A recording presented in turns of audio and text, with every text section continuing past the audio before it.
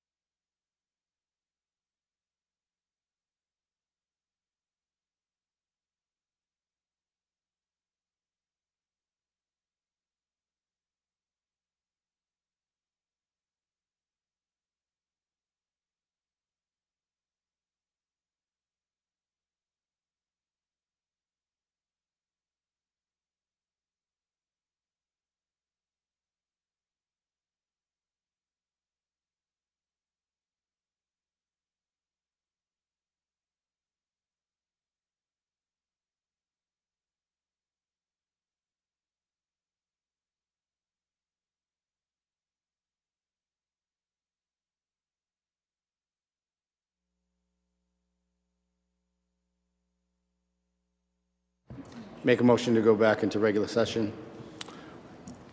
You all heard the motion. All in favor, any opposed? It's a vote. Oh, I'm sorry. It's a roll call vote situation. Roll call vote. Councilors Daigle. Gamache. Hockman. Hockman. Yes. Turco. Yes. Manning Martin. Yes. Welton. Yes. Rozignol. Yes. Ladoff. Yes. Corriveau. Peach. Higgins. Yes. Motion carries 11-0. Thank you. Now that we've returned, we'll turn it over to the mayor to talk about item B, which is the North Shore Children's Museum update. Okay, thank you. Good evening, Mr. President. Good evening, councilors. Hope everybody's doing well. Very happy to be here today to provide a little update on the North Shore Children's Museum. It's hard to believe, but we've been now in operation over 3 years. We opened up in October of 2022, and it's amazing to say that, and appreciate the council working with us to have this presentation today. I'm going to turn it over shortly to Jen Cowell, our executive director, for the presentation. She has a number of slides to present, some information that I think all of us will want to see. And, but just a couple of comments I wanted to make before I do that.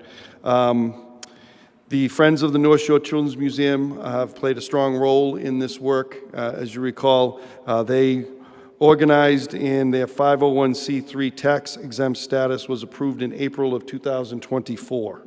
The key members on that Friends group are all people that you're familiar with that have been part of the organization pretty much since its inception, even before that, as we put together the plans and did the pop-up Children's Museum over at the George Peabody House Leatherworkers Museum. It's Camille Bartlett, Tim Brown, Martha Holden, Kathleen Walsh from the YMCA, Sarah Searle, and Chris Pesci from North Shore Bank, which I just learned now is called True North Bank. So it's now True North Bank. But they've been an excellent team. We've had other people assist along the way, but that's been the core team from the very beginning. I certainly can give more of a history if people would like in terms of the history, what brought us to the museum, but I think everybody knows its location, and we just wanted to provide some information to you. We'll be coming back to you shortly in May, June with the budget updates, and we're working on that now with the Friends group in terms of how that is going to work and what we ultimately present to the council, as well as some work we're doing to the organizational structure of the North Shore Children's Museum, which I think will be a cost savings to the city, as well as provide some greater efficiency and provide more of a focus on what we think the next step would be for the Children's Museum. So still some work taking place that we'll be bringing to you in May and June that I think will be important information to provide. But in terms of the update and some numbers, Mr. President, with your approval, I'll turn it over to Jen for her presentation, and I'm certainly here to answer any questions now or at the conclusion of the presentation, whatever the council thinks best. Sure, I would move forward with bringing forward anyone you'd like at this point.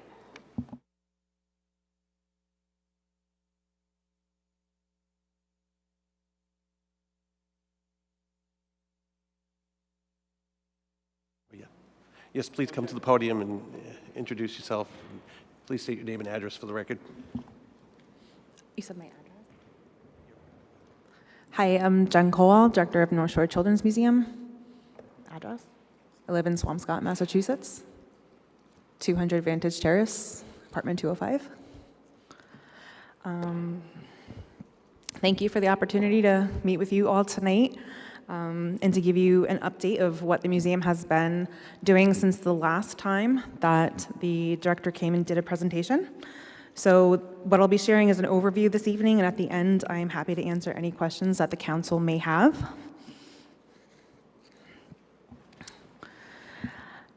So I just want to jump into who we are really quickly to bring our new counselors up to speed. If they're unaware, the North Shore Children's Museum began as a pop-up in 2019, funded by the Essex County Community Foundation to test the region's interest in having a local children's museum. And you might ask, why do we need a local children's museum? And there's a couple of different answers for that. Boston has a wonderful children's museum. It's the second oldest in the country. It's only located 20 miles away. If anybody has been to Boston recently, you know the travel parking is atrocious. And also the organization is much larger, means admissions are much larger as well. So travel, parking, and admissions can add up, might not be affordable for some families on the North Shore. There's a couple of other organizations close to us. One is in Acton, it's the Discovery Museum, it's 33 miles away. There's another one in Dover, New Hampshire, both really great institutions, but 53 miles might be too far for local residents who are looking for repeat experiences for their family. So community support extended the initiative through March 2020, and thanks to the success of the pop-up, we opened our doors in October 22. The City of Peabody provides funding which supports the museum's operations. As the mayor mentioned, the Friends now have a 501c3, and they provide funding which supports all exhibits, programs, and our reduced admission program. We have 14 hands-on individually themed exhibits, and we cater to ages 1 through 7. All of our regularly scheduled program is included with admission, and we're open to field trips Monday and Tuesday, and open to the public Wednesday through Sunday. So that's just a really brief overview of who we are and where we came from. So you might ask, why play? Play is so much more than fun. It's actually critical to a child's development. It supports cognitive skills, physical health, social interactions, emotional well-being, and creativity. Play helps children learn about the world they live in. Our mission is simple: to bring children, families, and the community together through hands-on learning experiences powered by play. And our vision is to create an inclusive, welcoming space where every child and family feels that they belong. And through these experiences, we aim to spark imagination, support family connection, and strengthen our community across the North Shore. So I wanted to give a brief overview about the staffing. Staff at the museum has changed over the course of 3 years. When the organization first opened, it was a very small team. We had a director, an assistant director, a programs manager, and 1 or 2 front-end staff. Our team has since grown to accommodate increased hours of operation to meet visitor needs, programmatic and exhibition development and implementation, and ongoing community engagement. Currently, there's a director, myself. We have a full-time community engagement manager and 7 part-time visitor experience associates. Those are the individuals that really work face-to-face with the customers that come into the museum.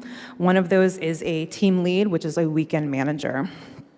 In the fall, the museum's assistant director and field trip coordinator, who is also a manager, left to pursue other opportunities. And it gave us an opportunity to really review the gaps that we were experiencing and determine where improvements were needed, and to pivot our staffing roles to meet those challenges. So I've been working closely with Dagmar and HR since October to bring on a part-time digital content creator and marketing associate. Marketing is the primary way we communicate who we are and what we serve the community. And we really needed to focus on bringing in somebody who that was their expertise. Our former assistant director was doing marketing. I have since been doing marketing, but I'm not a person whose background is in marketing. And so we really want to focus on bringing somebody who's in creative and they love marketing and they can bring us to the next level because it's very important. Similarly, I'll be reaching to work with HR to fill in some other staffing gaps towards the middle of the year as well. Sorry to interrupt, Jen. I have to ask the council a question. Would a council member please make a motion to receive item 8G, which is this presentation? Move on to suspension of rules, receive 8G. So move. You all heard the motion. All in favor? Any opposed? It's a vote. Thank you. Thank you, Jen. You can continue. So our next slide discusses a little bit about the Friends.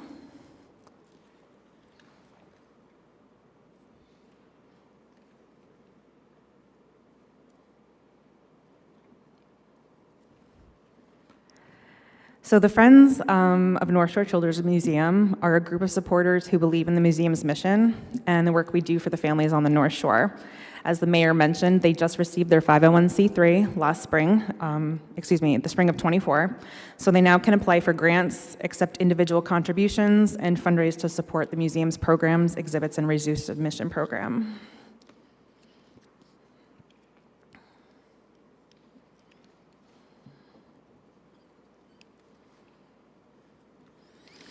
In 2025, we had the most programs, parties, and field trips out of any other year, and I think that's really exciting.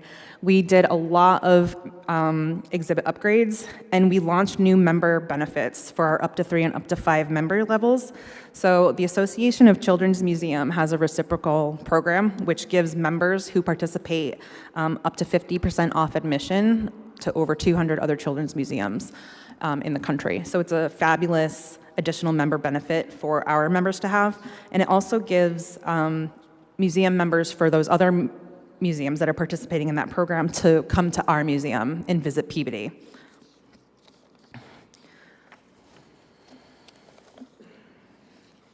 Okay, so the next slide. So one of my main goals since arriving in September 24 is to replace worn interactives and anything plastic with sustainable exhibit elements. Children play hard, especially when they're swept up with their imagination, and it was imperative to bring in elements that could withstand that level of play. Also, it's important to have unique experiences for families, and so we're slowly replacing the off-the-shelf interactives. We commonly look through our Google reviews and see what our visitors are saying to meet their needs going forward, and sometimes we'll get a comment such as, oh, well, you know, I have that, or I can get that. That's not where we want to be, and so we're making strides to get to the next level as a museum. So, we have contracted with exhibit design teams, and they have been creating materials for us, which allows families to experience high-quality custom-made elements. It raises the overall worth of our organization, and families see that we're investing in the museum, and this reinforces the value they receive when they purchase admission and memberships. And the 4 examples that I'm showing right now, the first is a magnetic ball wall, and it's a plumbing interactive with accompanying mural in our construction room. We have a colored shadow wall in the new light and color room. We're working with Create and Escape to create large foam props to use against that wall. We have a new LED constellation wall in our space room where visitors can either go over with a flashlight the constellations that are already in the wall, or they can create their own constellations. And we have a giant custom-made $10 North Shore Children's Museum bill in our piggy bank exhibit, and where the president's face could be, it is now the special visitor who created the puzzle. All of the custom-made elements we have added in 2025 are listed on the right. In addition, we've also repainted the museum interior to create a more playful atmosphere true to our brand. We're continuing to update our signage. We've replaced old and worn costumes, rearranged rooms, changed themes, and contracted with local artists for additional mural additions. So on our next slide, it shows some before and after of the work that we've done, examples of the transformation, adding the new custom-made elements and murals that make up the space. In this slide, we'll see the nature room, our ocean room, farm to table, and the piggy bank.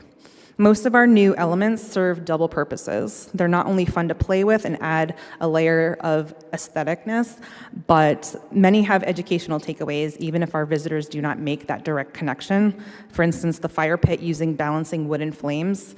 Visitors, primarily children who are working it, are working on critical thinking, planning, and fine motor skills. The fishing interaction has a step where visitors, when they fish and they get something, they then need to sort it into its correct location. This reinforces the let's keep our oceans clean theme in that room. They're learning about the environmental health and like civic mindedness.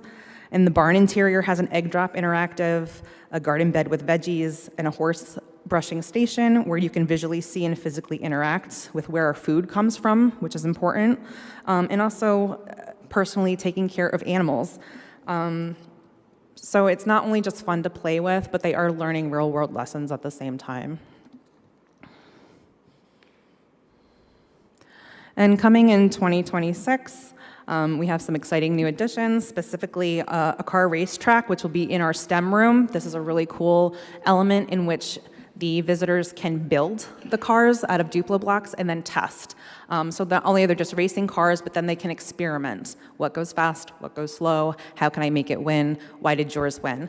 It's giving them an opportunity to critically think about and test that type of STEM. We're having a sound machine that comes in. The sounds of the animals are going to coincide in the nature room with the animals that are painted on the walls. And we have a giant geoboard. We also have a fiber optic light cloud coming in. It's going to be a sensory experience for visitors with sensory processing differences. So we're really excited about these elements coming in 2026. So I just wanted to talk about the numbers and where we are. This slide shows a comparison of important figures in 2025 and a total of which is 2022 through the end of 2025. These numbers represent individuals or individual events, not income levels. I wanted to specifically talk about zip codes. We have had over 875 distinct zip codes who have made purchases in the museum. More than half of those are non-Peabody residents. Just to give you where we are as of today, the top 5 towns, Peabody comes in with 11,000 visitors, Salem is at 6,600, Beverly is at 4,500, Danvers is at 3,400, Marblehead 25. And unfortunately, prior to my arrival, the museum wasn't keeping track of zip codes with people that were coming up to the desk. We had that information if you're making transactions online because you had to put it in with credit cards, but they weren't capturing it. So we have 32,000 transactions that are unknown. And so when I say up to 89%, at the other end of the spectrum, it's 57. So 57 to 89%, depending on how many of those 32,000 were Peabody residents, are actually non-Peabody residents. And I think that's a really important fact. We're not only serving Peabody families, but families from all over the North Shore and beyond.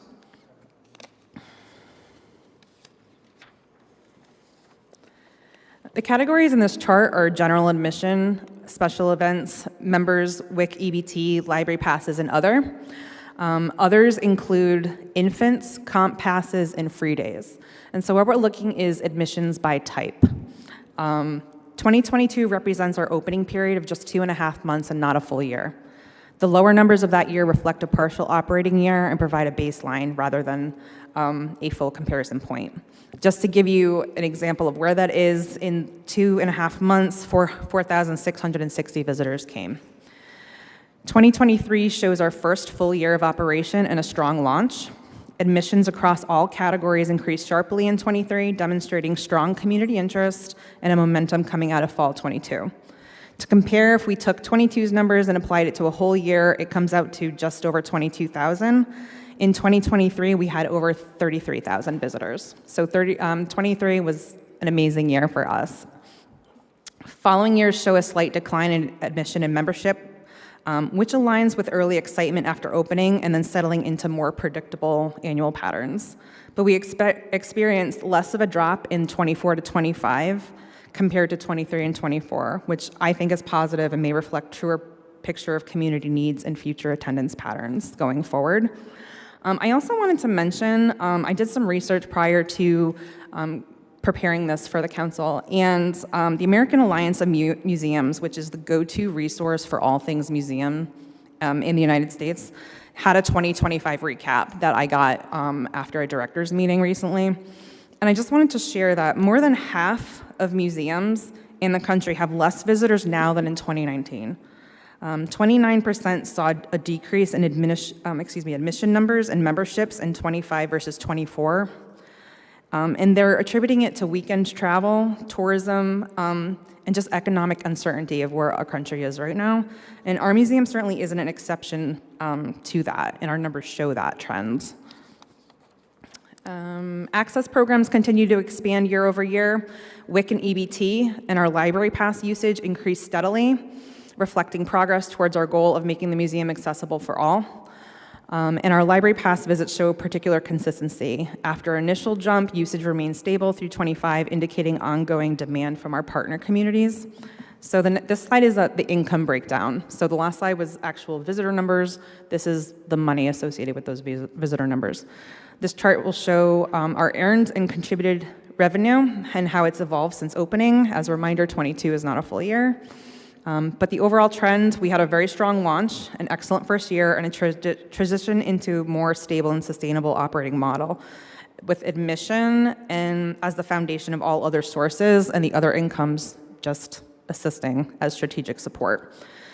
Membership revenue follows a similar pattern to admissions. And I wanted to reference what other museums are also doing. So I did some research, looked up 10 other museums in Massachusetts. Two of those, actually one's in Providence and one is in Dover, New Hampshire, as I mentioned. I pulled comparative data about admissions, memberships, room rentals, field trips, offered discounts, and member benefits. And what we're charging as a museum is pretty average. Some charge less admission, and their organizations are much larger. And some other organizations are charging much more admission, but also they're offering more. We're not there as an organization yet to justify increasing our admission rates to increase in overall income because we haven't yet brought our exhibits and our programs up to that elevated rate that these other museums are at. However, but to boost membership purchases, we've started by adding those new benefits with the ACM reciprocal benefit I mentioned, and we'll review its success towards the end of this year and see if we need to add more benefits to help with member retention. Admission income in this graph also includes discounted reduced admission tickets.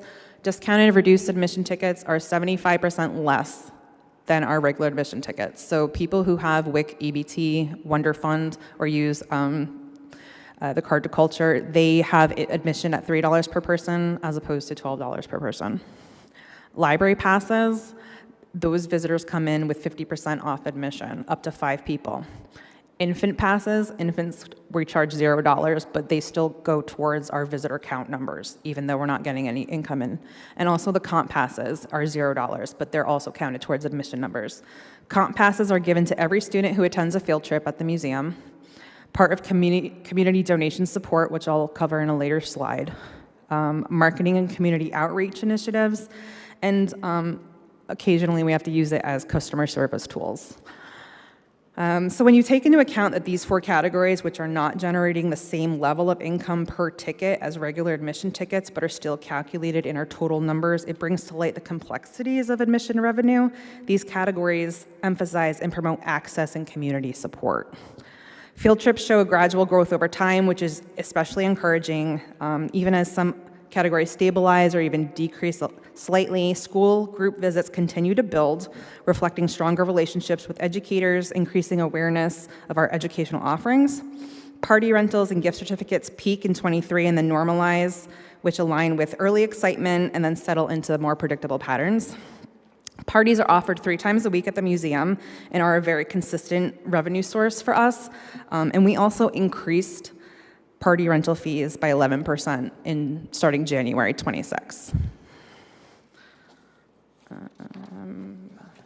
Sorry, I just had a couple more comments about that slide, about income. Gift shop and concessions remain modest but steady. Nearly all the purchases in our gift shop right now are beverages and snacks. We did have a shop on site earlier on. It was a high-end toy shop. We have since shifted away from that model. We are looking to refresh the inventory. We do have some old inventory still for sale, but most of the sales are snacks and beverages for the kids right now. We're hoping to bring in some new inventory that's more affordable for families in '26 and '27. Let's see.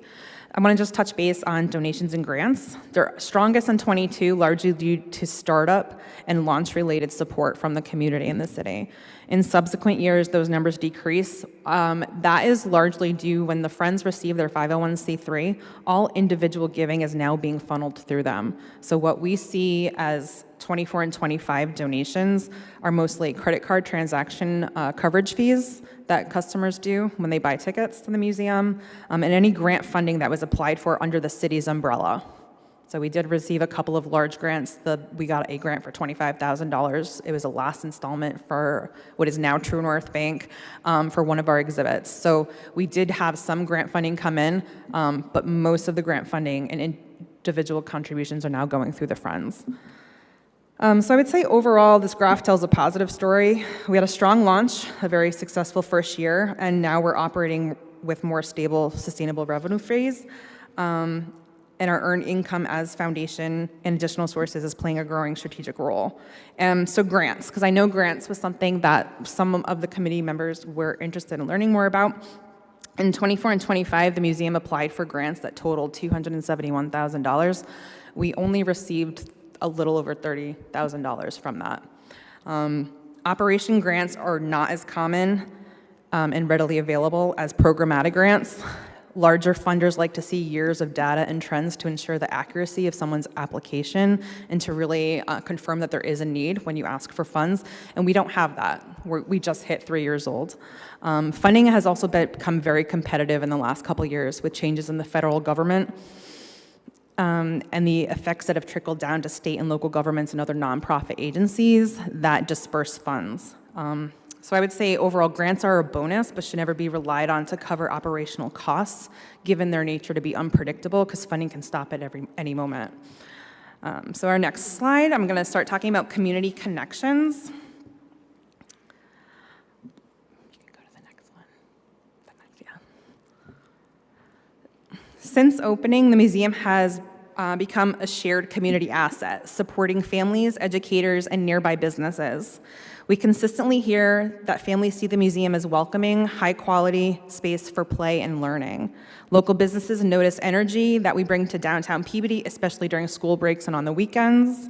And these relationships reinforce that the museum isn't operating in isolation. We're part of a larger ecosystem. And so the following slides will give you a glimpse of the impact that the museum is having on these various groups. So I wanted to start on a positive note of how the museum is directly benefiting the city of Peabody.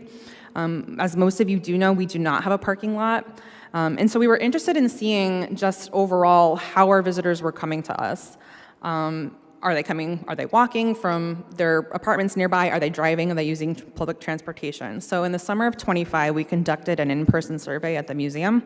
We spoke with a little over 150 individuals. Most families use the existing street parking and municipal lots, integrating naturally into the downtown flow. 86% use paid parking when visiting, and 77% of those park more than 2 hours. So I reached out to Nino De La Cruz, the parking clerk at Peabody Police Department, to get some additional information, because I was interested in maybe seeing if I could turn that into an actual amount for the council. Unfortunately, their system is going through some upgrades right now, but given the results of the survey, I would say the museum is contributing to the meter income on our area of Main Street, specifically based on the answers that we were given by our visitors. So we also contribute to Peabody as a family-friendly destination, not just as a single stop. We're driving numbers to other Main Street establishments. Families stay and explore. 30% say that they go to other Peabody locations either before or after their play session. We have partnerships with 13 other businesses on Main Street, mostly restaurants, salons, and barbershops, and a couple of other types of establishments. What our partnership is, they offer our visitors discounts to their establishments, and reciprocally, we put their information on our website, and they're listed in our interior of our museum as well. And so our outreach is also expanding into other areas of Peabody. In '26, we're partnering with Skinny Pancake at the North Shore Mall. They will be sponsoring our Farm to Table exhibit. With these new benefits that come along with expanded community partnerships, we're seeing museum visitors go beyond Main Street, helping spread activity across the entire district. So our next slide. Access is core to our mission. Cost should never be a reason a child can't participate. Our reduced admission program provides families who may be facing financial barriers the ability to visit at a discounted rate. I mentioned $3, which is a 75% reduction. At the end of 2025, almost 11,000 visitors have entered our museum using this program, and that is a savings for those families of almost $100,000. Free days are another way that the museum promotes access. 2,000 Peabody residents have come into our museum using free days. 300 plus from other communities have participated in free days as well. Free days are made possible through the Friends grants, individual donors, and community partnerships. They are not they're not funded by the city. The impact of these two programs are tangible. Hundreds, if not thousands, of families receive meaningful savings while children gain enriching experiences. Another type of access is field trips. Field trips allow us to serve schools across North Shore, reaching students with varied needs. The museum provides hands-on learning experiences that complement classroom instruction. As of today, as of 2025, we have had 137 field trips. That's more than 5,000 students that have attended the museum.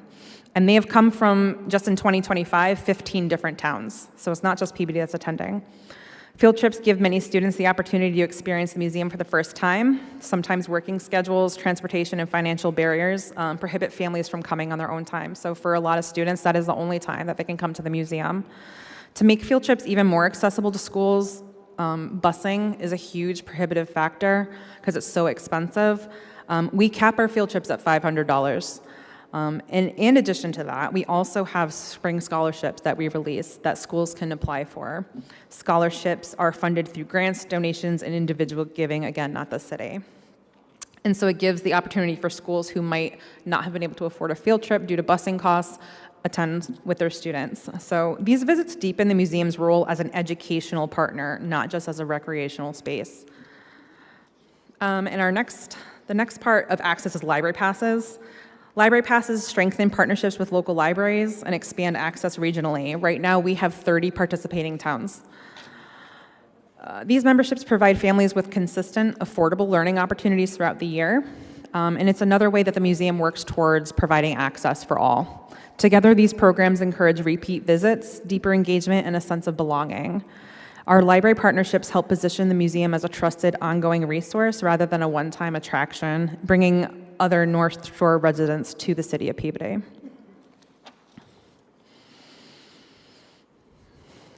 Volunteers expand our capacity while strengthening community ownership of the museum. While many volunteers come in to us as individuals, either retirees looking to give back to the community or maybe students working towards their school requirements, we also proudly partner with social service organizations, schools, and workforce development programs.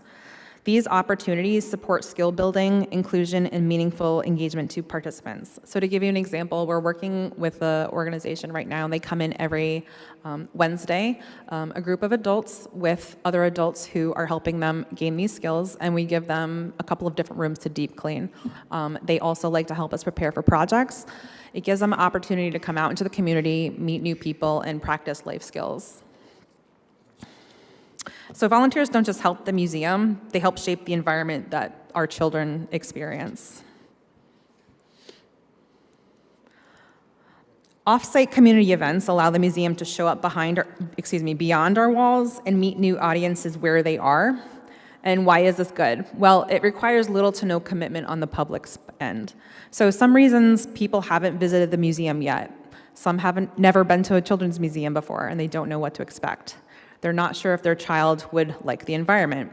They're not sure if the experience is worth their time, their travel, and the cost of admission. A lot of people say they didn't know we existed. And that's something we're working on. So this gives us an opportunity to meet on neutral ground with information and a fun activity to start a friendly conversation that hopefully leads to a future visit. We also receive numerous donation requests throughout the year to support other community organizations.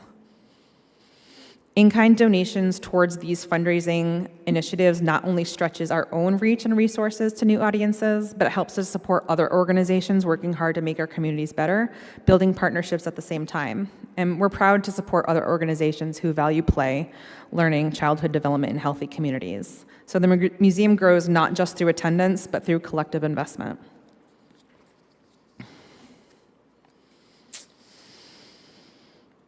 So challenges in what we're doing. For staffing, as the museum continues to grow, our staffing needs have evolved. We've taken a thoughtful approach by realigning roles to better match day-to-day museum needs. The goal is simple: to ensure strong on-site coverage so families receive a high-quality, welcoming experience every visit. And this work will help us operate more efficiently while supporting staff success and sustainability. For visitor and memberships, the growth and retention of those two groups, we're reaching new families and encouraging repeat visits on an ongoing basis. We're responding with creative marketing, who hopefully our new marketing person will be starting in a couple of weeks. At the same time, we're strengthening member benefits, and we're hoping a combination of these will support our efforts for access and financial stability. With operating budgets, like many organizations, we're navigating increased operational costs. We're being proactive by reviewing vendors and contracts that we're currently using, particularly in cleaning and ticketing. This approach will allow us to identify cost savings without compromising visitor experience or safety. And planning now will help us position us responsibly for fiscal year 27 and 28. Our current space is well-loved and very active, which brings us both an opportunity and constraint.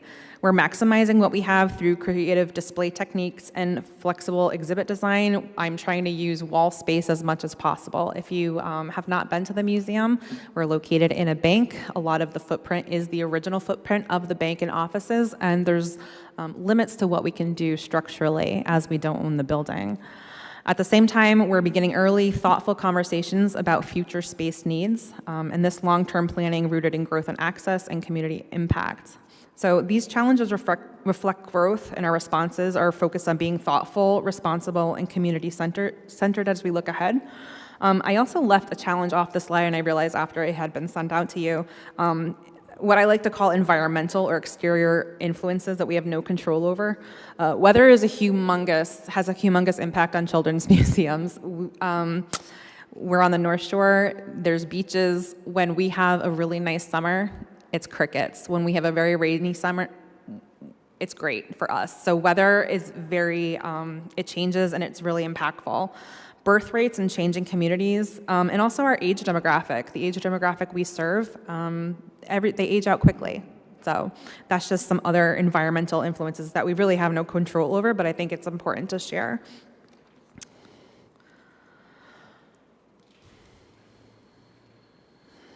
So some goals for 26 and 27. This slide represents how we're building on what's working while continuing to grow thoughtfully and responsibly. In 2026, we'll continue refreshing our exhibits with new elements, themes, and visual updates, signage and murals, to create a space that really feels welcoming for all families and backgrounds. These updates will allow us to keep the museum experience fresh while maximizing our current footprint. In terms of community partnership and outreach, partnerships remain central to our work, and so we're focused on deepening relationships and forming new ones. The museum's van allows us to bring learning and play directly into neighborhoods and other community settings, and outreach helps us meet families where they are and removes barriers to participation. For programming and field trips, we're expanding programming to reflect the diverse interests and needs of our region. We hope to have museum-led field trips delivered to schools to allow us to reach students who might not otherwise be able to come to the museum. And this approach will strengthen our role as an educational partner across the North Shore. And with visitor and membership growth, we're growing attendance and membership. We hope to support long-term sustainability while expanding access. Our focus will be on creating experiences that encourage families to return, stay longer, and feel connected. And as I mentioned prior, increased access benefits not just the museum, but the broader community ecosystem. In marketing and audience engagement, like I mentioned, we're getting a dedicated marketing role, which will allow us to tell our story more effectively and consistently. Creative outreach helps us reach families who do not know that we exist yet and ensures our programs and resources are visible and accessible. And last but not least, community sponsorship and support. We hope that community sponsorships will continue to allow businesses and partners to directly support the museum in our programming. These relationships help us sustain free days, reduce admission, outreach, and educational initiatives. And long-term growth is strongest when it's shared by everybody in the community. So our vision for 2026 is rooted in access, creativity, and connection, and in growing alongside the community we serve. And I appreciate your time this evening, and I'm happy to answer any questions that the council may have. Okay, thank you very much for that nice presentation. Councilor Latoff. I just want to say thank you so much for this presentation. This was wonderful. I love having you as a Main Street partner in Ward 2. It's been great having North Shore Children's Museum, and congrats on 3 years. That's a big achievement by itself. The partnership with local artists and working with people in the community is great. I love the halo effect of how the sales resonate to the restaurants. I hear it from Brothers in particular all the time. And also, I do see a lot on social media for when, we have a lot of people in Salem and they're looking for things to do with the littles and what do you do? And I see a lot of people, not just me, tagging North Shore Children's Museum as a go-to place. So I see how that supports the decline of the Peabody population. And it's fabulous. You have the Peabody Days and the increasing grants. I do have about 5 questions, if you don't mind. My background's in corporate retail, and I have a small business myself, so I'd love to jump into the data and the numbers. I did have a few questions. You spoke really quickly with the number of employees and volunteers. How many employees total do you have full-time and part-time? We have currently 2 full-time. Part-time as of today is about 7. We are bringing on another part-time person in a couple of weeks. And our numbers sometimes shift seasonally as well. So during the summer when we're open on Mondays, we'll usually get a few seasonal part-time, so their contract is like June to the end of August. Dagmar could probably confirm that timeline. Excellent. And as far as the long-term plan to be independent, which I know as like a small business owner myself, that's your goal, to get that break-even point. From a total like operational expenses and net sales standpoint, is the museum at a break-even point? Thank you. And just to touch on your former question, Counselor, we've always had 3 full-time employees. The assistant director stepped down, and we're not going to move forward with a 3rd full-time hire. We think that's a way to save some funds, health insurance, and I think by utilizing a part-timer doing the marketing and the digital piece to this is going to be of great benefit. So we thought that was the right way moving forward, and that'll be part of when I bring forward the budget to everybody. We'll have that outlined and things. But that was one thing I did want to point out. We went from 3 full-timers to 2 full-timers, and that'll be a cost savings. Excellent. Break-even point, the way I look at it is every time I come to the council, what my hope and intention is that every year the city obligation is a little less. So we're working on those numbers now. I don't have them yet, but that's the intention, is every year it's a little bit less. We're relying on our own income that's coming in, as well as now with the Friends in full operation to assist us with exhibits and some other items. I anticipate that that's what I'll be doing. Excellent. So that took away some of my questions because I know you're going to come back. Could you expand on the mobile truck? I think it's great you guys got the grant for that. Is there more room to help with sales by having that out more, and do you see that as a growth opportunity? Great question. What I would like to see in the near future is to start with field trips to bring to schools. So when there is a school that would like to come to us, but they don't have the funds due to the buses, we can still capture that field trip income by going to them. Unfortunately, the mayor just let you know that staffing has been changed. Sometimes I don't have staffing to send out with the van. So our goal in the immediate future is bring on some staffing and consistent staffing too, because when you're dealing with front-end staff, sometimes you have college kids, sometimes you have high school kids, they graduate, they get another job, they want a full-time job. Our VEAs are only part-time. So we tend to see a lot more turnover, like with any type of retail.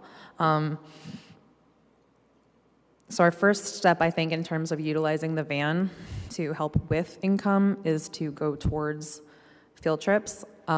In the meantime, until we have somebody in that role that can consistently provide off-site field trips, because we don't have an educator right now, we're using the van for community outreach. Excellent. And this will be my last question. In regards to seeing the number shrink of Peabody residents attending the museum, just to tag on to that, that's something that is I'm seeing consistently among many places along Main Street. I know for myself at our studio, we're seeing our Peabody attendance drop from like 25% to 20%, and those are statistics in line, not as drastically as that decline, but I'm seeing it across the board with other places as well on Main Street. Does that decline, because I remember before it was 20%, does that concern you, or is there a way you're trying to do more to promote to get more Peabody residents out? Can I ask you to clarify? I'm not sure of the statistic with the decline with the Peabody Oh, residents. Sure. The decline being like, I'm consistently talking to my partners on Main Street, and prior to you being there, I remember hearing the number was 20% was the Peabody population, and now seeing it's 11%. Oh, I could be reading that wrong. Yeah, I'm not, the 11%, I'm not Sure. Yeah, I don't know where that one's coming from. What's the percentage of the Peabody population that attends the museum? Oh, I understand. Okay. Non-Peabody residents make up 57 to 89. So Peabody residents would be the other part of that. So not 20%. Specifically, and that could have been, you said that was something that was mentioned prior to my arrival, was 20%. I have not tracked it, and that's something I would definitely be happy to provide the council. I have not tracked zip codes by year. I did a holistic poll for this particular report, why there is such a range is because of 2.5 years where they weren't capturing zip codes every day that we had an in-person transaction. So I can't really say, like, of that 32,000 transactions, how many were Peabody. Peabody is still our #1 town that sends residents, but Peabody isn't making, it's not the greatest percentage overall, if that makes sense. Like, as a town, Peabody sends it the most residents, but if you're taking everybody who comes to the museum, Peabody is not our main people that we're servicing. It's all of our other towns. Yes, and I'm just supporting that I'm seeing that decline Okay. on Main Street as well with other businesses. And there's not another children's museum like this I consider around, so it is a destination, and it's nice to get those destinations out there and onto Main Street to get people around. Yeah, so to circle back to the last part of your question, now I understand, I'm sorry, I wasn't making the 11% connection. Am I concerned? I don't think I'm concerned because we are getting the word out and there's other people that are coming. And I think it would be unwise to solely rely on Peabody population to keep the museum going. I wasn't here during its inception, but from what I've heard, I don't believe its sole mission was to only support Peabody. It was to support Peabody and the North Shore to bring in business to downtown Peabody, which would support other businesses, would support the town with parking meters. So my opinion, without having more numbers to pull from right now at the podium, it's probably best to expand our reach. Excellent. Thank you so much. I love what you are working on for the community, and it's such a nice asset. Thank you, Councillor. Councillor Peach? Thank you, Mr. President. I'll be brief. I know we're over our time. Thank you for coming. We haven't had the chance to meet, but thank you for stepping into this role. We've had a few changes over the years, but I'm happy to see you seem like very well prepared and very passionate, even though this isn't like your baby. So thank you for that. My one question that I have, because it's been brought up, I have 3 kids, 2 of which have loved this museum and 1 who just started walking, so I'll let him come in and tear that place apart soon. But in my understanding is each first grade class in all Peabody elementary schools go to the museum. Correct. And you may not know this, and I can direct it to the mayor if you don't. Are our schools, PTOs, paying for those, or are Peabody schools in first grade being offered a free access to the museum for those trips? I don't know about who is actually funding the Peabody field trips. We do give Peabody schools an extra discount. So our field trips that come in, non-Peabody towns pay $8 a student. Peabody students are only $6, so it's half. We're giving Peabody students half, 50% off regular admission.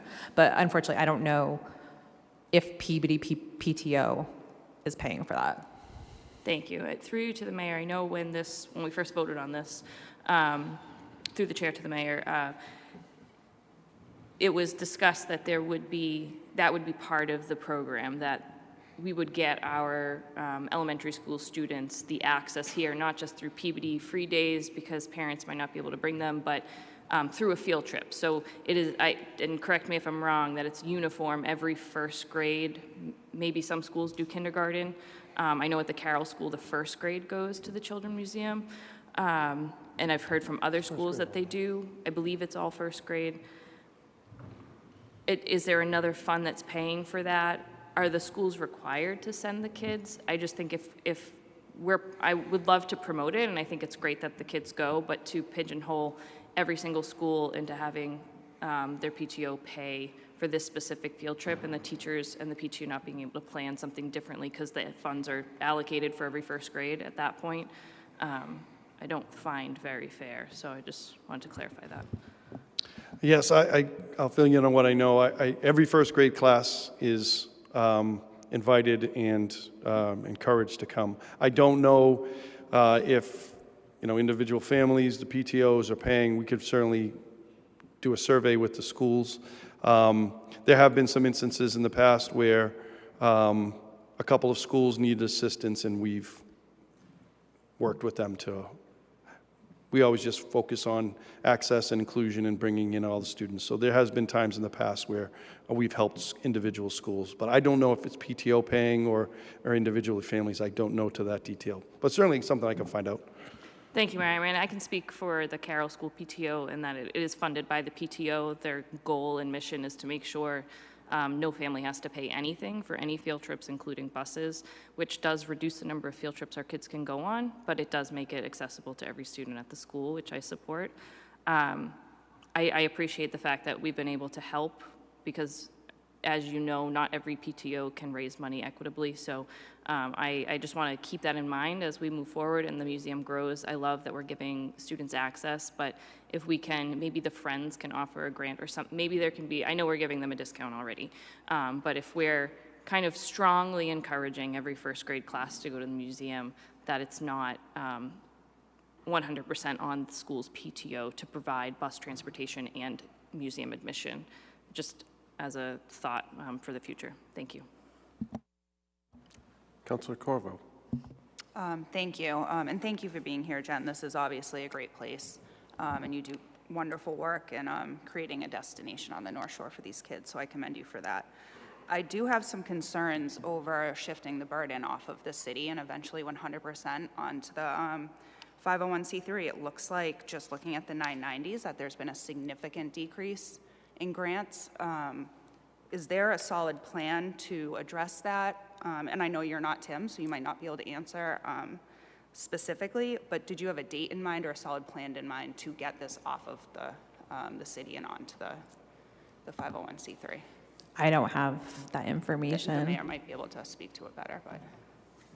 No, there's no specific date. I just want to continue the operation because I feel that the benefits are many, not just specific to the income that comes in to the museum itself. I think certainly focusing on the impact it has on the local businesses in the area, I think, is important. Creating more and more ability for more and more people to come downtown benefits us all, the parking fees. So there are some additional benefits that the city achieves through having the museum there. And from the very beginning, and I've always been very consistent with this because this was part of our vision and a part of our mission, if we were to chase every dollar, that would exclude people.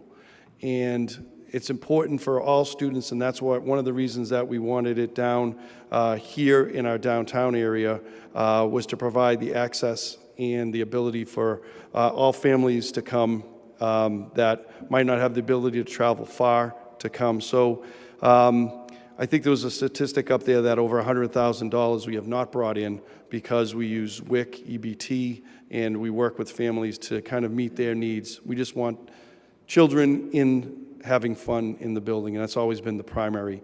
My hope, and we are achieving that every year, a little less reliance on the city, and I think that'll continue. But Councilor, I think it's a fair question. I just don't have a date as to when that's going to be achieved. Thank you. Councilor Welton.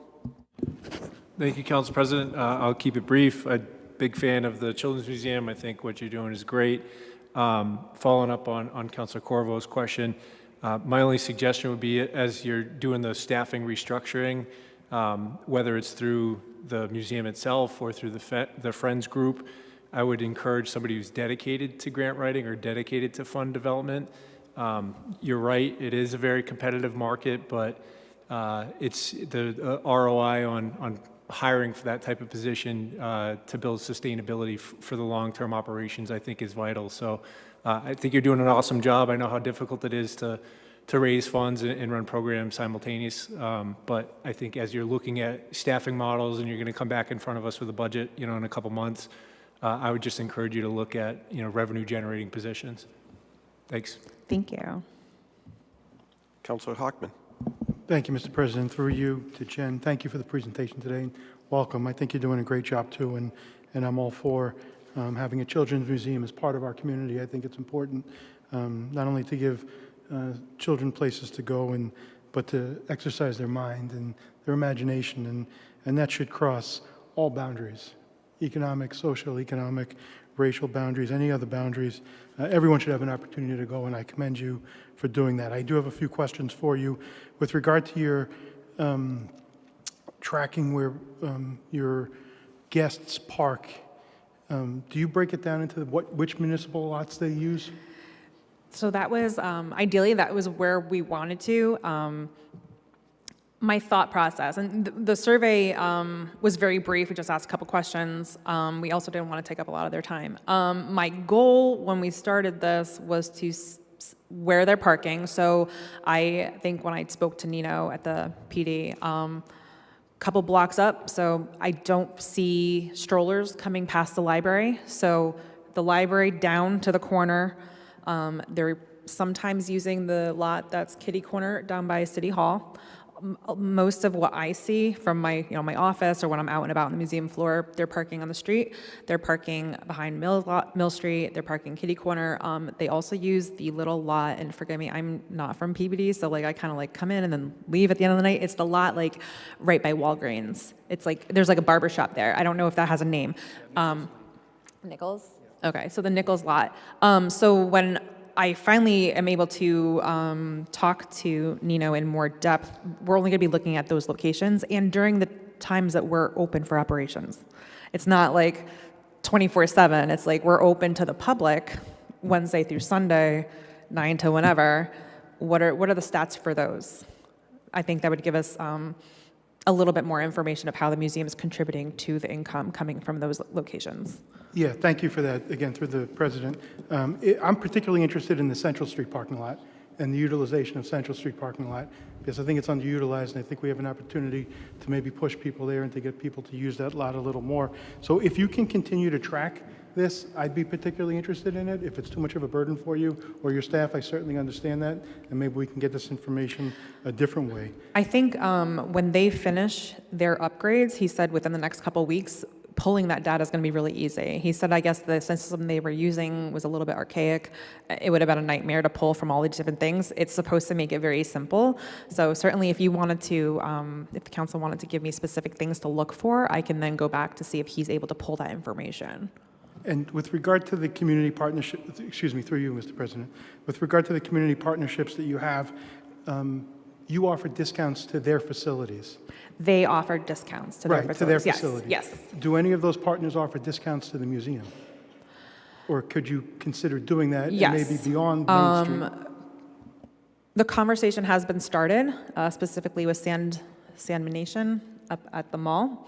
I'm not aware, and maybe Wendy could let us know if Allie had a conversation, my predecessor had a conversation about other establishments having discounts to us. It has been kind of one way. The restaurants want the caregivers to come in when they go away for lunch, but we're at the point where we're starting to think about reciprocal benefits. So we're just getting to that, talking with some other organizations. Yeah, I'm just thinking of ways to increase your traffic and not someone else's traffic. And lastly, the reduced admission program, which I'm a huge supporter of, and again, thank you for doing that. Do you, and it's a sensitive area, but I'm wondering if you track where the individuals that utilize this program, where they live or what zip code they're from? And if you don't, and if you're able to, I'd be interested in that, really maybe for anecdotal reasons more than anything else. I'd have to check in with our support for the ticketing system that we use. There might be a way where we could make those connections. Right now, I don't know if the system, it tracks zip codes, but I don't know if it's automatically then making a connection to what type of admission level they're coming in. I'm sure it can be done. It's not being done currently by my front end staff. That's more of like a report I would have to look into offline, like behind the scenes. Yeah, and I'll be really clear about my purpose there. I think it's important that all kids have access to your museum.